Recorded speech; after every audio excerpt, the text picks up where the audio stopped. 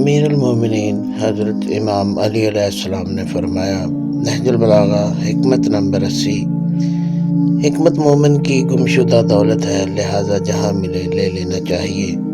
چاہے وہ حقائق سے ہی حاصل کیوں نہ ہو۔ نہج البلاغہ حکمت نمبر 81 میں فرمایا، ہر انسان کی قدر و قیمت وہی نیکیاں ہیں جو اس میں پائی جاتی ہیں۔ نہج البلاغہ حکمت نمبر 82 میں 5 نصیحتیں کرتے ہوئے فرمایا،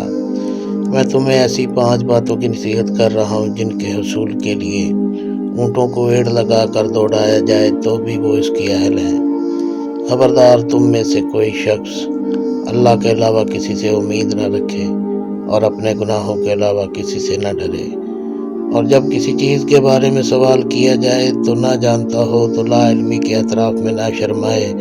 اور جب نہیں جانتا تو سیکھنے میں نہ شرمائے، اور صبر و شکیبہ اختیار کرے کہ صبر ایمان کے لیے ویسا ہی ہے جیسا بدن کے لیے سر، اور ظاہر ہے کہ اس بدن میں کوئی خیر نہیں ہوتا جس میں سر نہ ہو،